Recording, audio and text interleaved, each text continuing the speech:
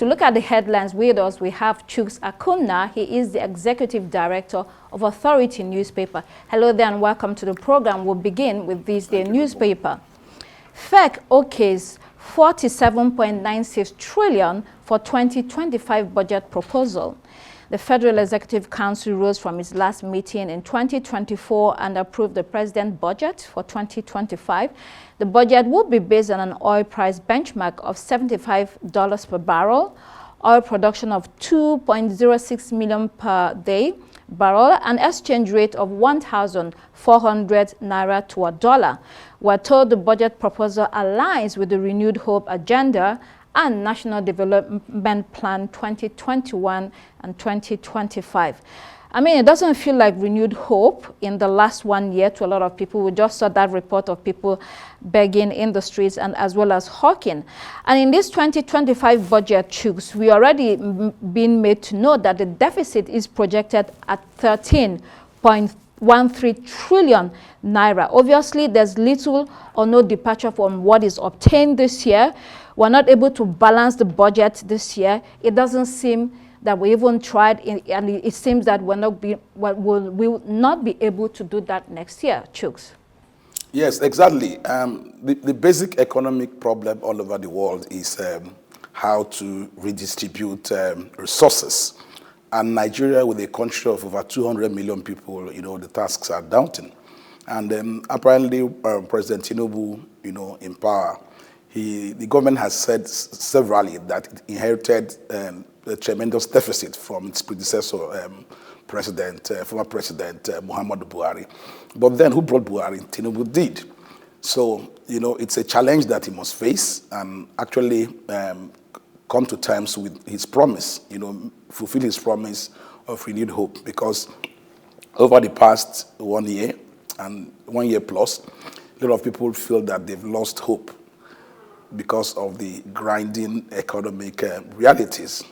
But then, the government is assuring that 2025 is going to be better, with the budget proposal. But then this is a proposal. It has to be sent to the National Assembly for consideration and for tinkering. And it's at the end of the day. And don't forget that most of the budget is to be funded from crude oil. So that is assuming all things being equal, crude oil price, international market. We pray that nothing happens, globally to actually disrupt the price of crude oil, our major revenue earner. And of course, we have to also look inwards on how to increase agriculture, because most of our forex drain is on imported food items. Men said he inherited a deficit already. He inherited 6.1 trillion naira deficit from 2023. And you have to wonder why and how is it that people mess up the country and get away with it? Because we're not hearing anything about those that ran that government or that ran the country aground for 8 years. Because it is a continuum of the same government, the same political party, the same actors. So nobody can point fingers. It's a case of when you point a finger at at another person, 4 fingers are pointing back at you. So it's a continuum. And then I'm also wondering, the 6.1 trillion budget deficit inherited from 2023, is it part of the projected 13.13 trillion deficit anticipated or projected for the 2025 budget? It's, I'm trying to wrap my head around some of these figures. Another thing Adeswa and I were discussing earlier was the exchange rate of the budget projected based on the exchange rate of 1,400 naira to the dollar, even though in actual fact, let me be tautological here, it's almost 2,000 naira to the dollar. So I was actually asking her, what then does that mean for the livelihood of Nigerians in real terms? Okay, that good question. The Punch, 148 Chinese. Before we go to the Punch, just off of what Charles was saying about the budget there, I think, when we're talking about the dollar or the naira exchange rate, if the naira does not go higher, because we're selling most of our crude in dollar, it's a dollar market, then the country might make more money in that way. However, the other sources of our revenue do come from customs, from tax collection, and then that means that the naira is weakened, then we might be getting less revenue in that way. So the ways that the international community are going to affect our 2025 budget and our medium to short-term economic plan is yet to be seen, because again, nobody could have known that the Ukraine-Russia war and the grain crisis was going to cause our own food to go up that much higher. So, we have to deal with international effects. The Punch. 148 Chinese, 645 others arrested for cyber fraud and romance scams in Lagos. The suspects were detained at a 7-story Big Cliff building in Lagos by the Economic and Financial Crimes Commission, EFCC. They include 40 Filipinos. There's also cryptocurrency investment fraud involved. There are Pakistani, Indonesian, and people from Kazakhstan.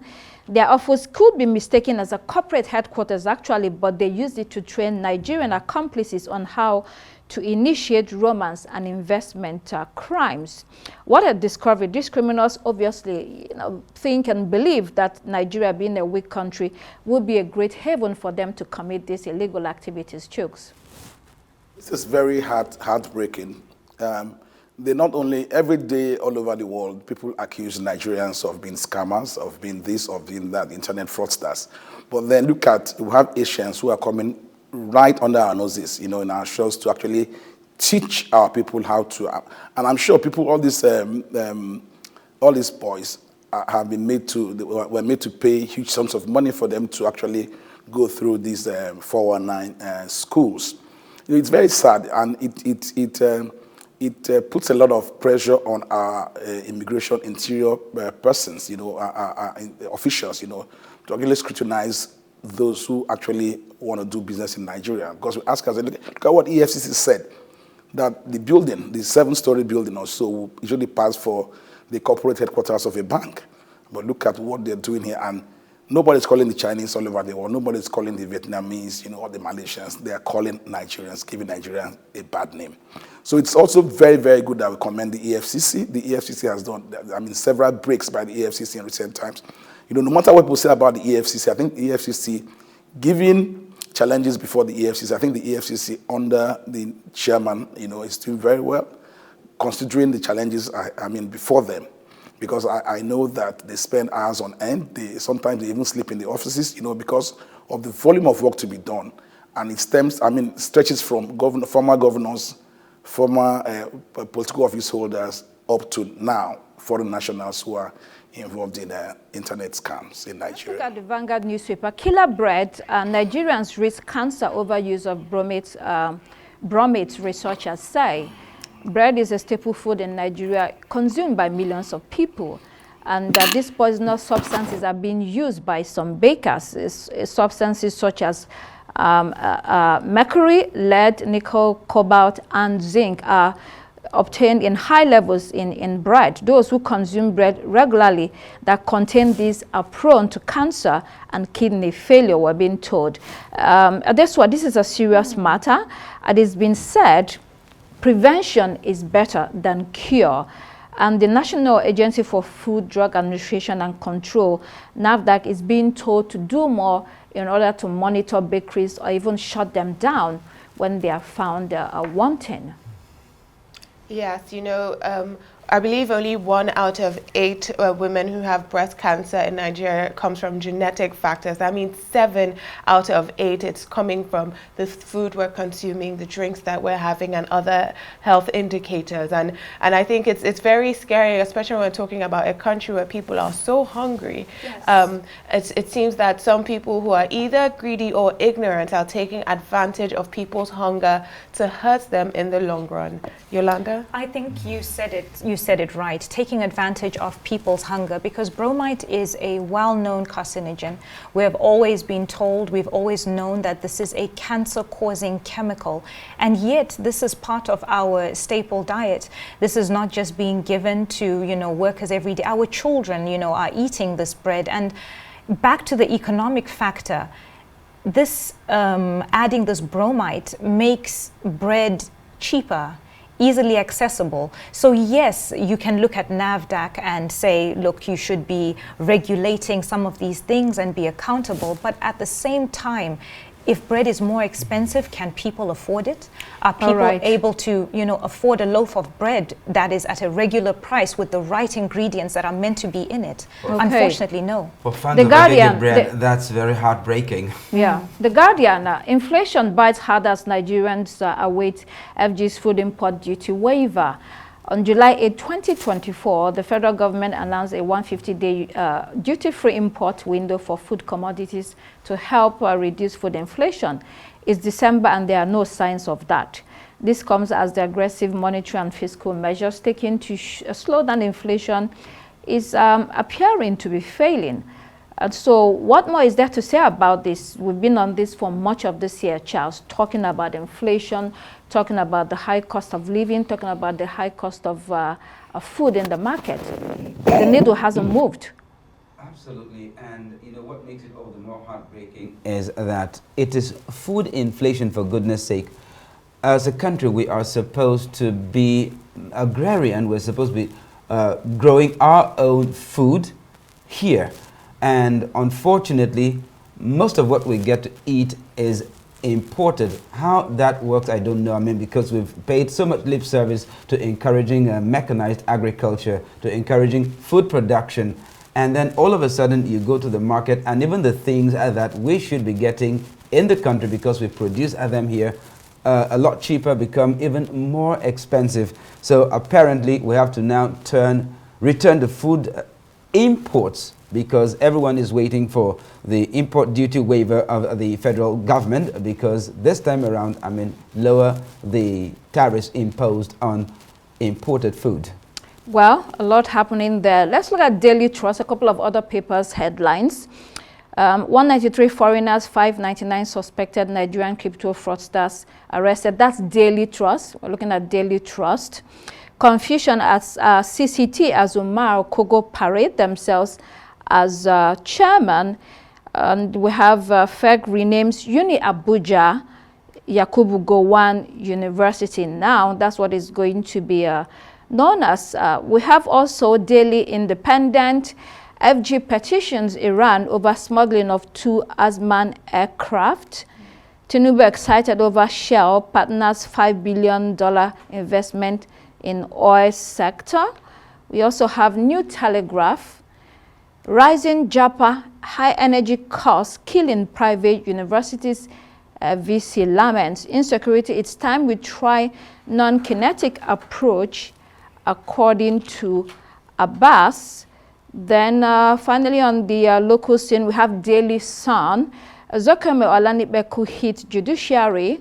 Then war over INEC plan to train Benin Republic electoral staff. PDP, ACF, others express mixed reactions. On to the international headlines. Let's look at Daily Graphic from Ghana. Yesterday in Parliament, majority-minority tussle over $350 million tax waivers. The Ghanaian Parliament is stiffly against effort to get a $350 million tax waiver approved for businesses operating under their One District, One Factory program.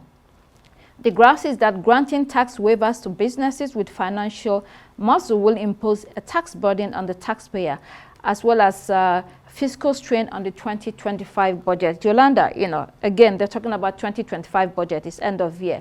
The lawmakers are looking at the fiscal health of the country. Recall that Ghana had secured a financial bailout and loan from the International Monetary Fund because they've been having some economic instability. It's not all that rosy from them. So the lawmakers are looking at that from this discussion.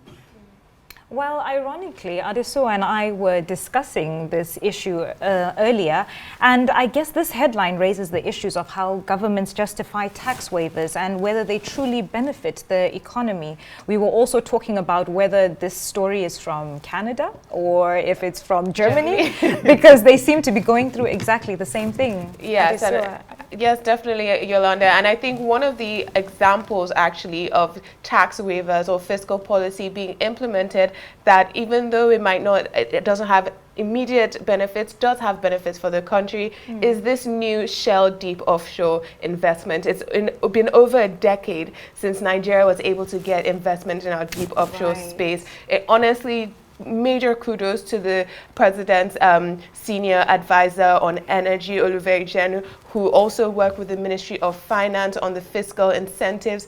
Deep offshore is something that we need that investment in. So that 5 billion is not near the 50 billion that Hanneke Lokubori promised us by end of year, but it's still a very significant investment. All right, should we be divesting from oil to other resources and diversifying the economy? That's the big question. Well, On to Citizen, onto Citizen newspaper from South Africa. I was forced to be barren. This article pertains to HIV-positive women operated without consent and sterilized by the government. They faced sterilization occurred between 2007 and 2023, robbing over 100 women of their right. There are calls for immediate policy and legal policy reform. Chooks, you can come in here. This story seems unbelievable, to be coerced, without advising them of how this affects them before and after the sterilization. Yes, we should also not lose focus on the fact that HIV was a very, very serious problem in South Africa. And I think to some extent it still is. It has one of the highest HIV rates in the world. But that said, it's wicked for government to actually, without telling people, to force them or to cajole them into being barren, just for the sake of not to stop transmission of HIV to unborn children. But it also underscores the extent to which governments all over the world can go to actually try to save the citizenry, but then at what cost is the question. And at what cost? Yeah. A grave human rights violation, but at the same time, the intention might be right, but the way it's been taken over is not good at all. Yeah. I mean, it should be illegal to do things without people's consent, right? Absolutely. Yeah. Everybody has. We've seen it in Israel with Ethiopian women. We've seen it in America with black women. Yes. It's and even black men also. Yeah. Yes. Good point. Yes.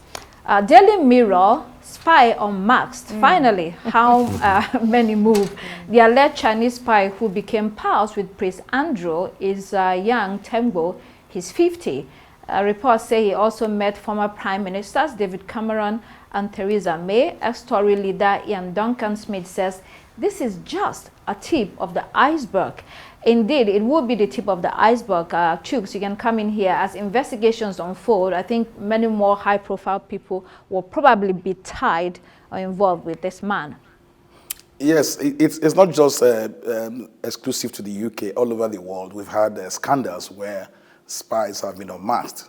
And when the spy becomes unmasked, it poses very serious political and diplomatic implications for the countries involved. There have been exchanges between superpowers, Russia, the USA, and now China about the role of the activities of spies. Let's not forget that several foreign affairs officials, and diplomats are actually spies for their country, and because every country wants to be ahead of the other, in terms of economic and political game.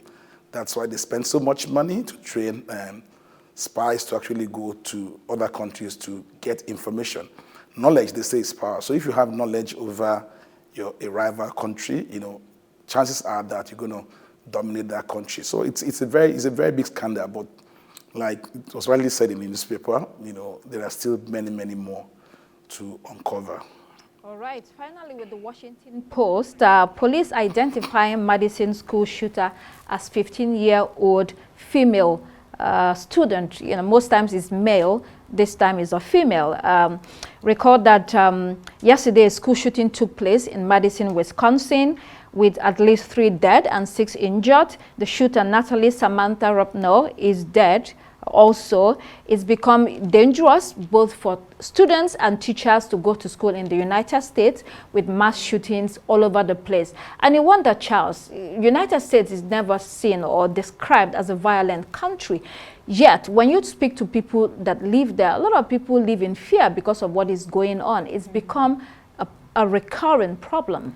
You know, the school shooting thing becomes a major issue because you have minors, young children, you know, teenagers, and of course the perpetrators themselves being very young. But then we lose sight of the fact that in the inner cities we have drive-by shootings, inter-gang warfare, lots and lots of violence, sometimes, you know, black on white, and so, the drug cartels, the city gangsters. Any such thing as black on white crime, actually. The well, most people who die from racially motivated violence. Most people you know, you have who lots of that as well. from You know, the violence KKK. is participated. It is the perpetrator is within their own racial group. So, Absolutely. But a big issue There is are- all right, there I are those clashes You know, as we well. should I speak think about we've that. run out Yes, of there's time, always a lot of unfortunately. violence. We run out of time, Opinions. unfortunately. I'm afraid Yes. we have to leave it there. Thank you so much, Chukwuemeka, for joining us this morning. And that's all we have for the paper review. well, that's all the time we have for you on Daybreak. Thank you so much, Dr. Constance Ikoku, for another very engaging newspaper review session. It's goodbye from me. I'm Adesua Giwa-Osage. Please do keep it here on Arise News. I'm Charles Eruka. And I'm Yolanda Robert. The morning show is next. Have a wonderful day.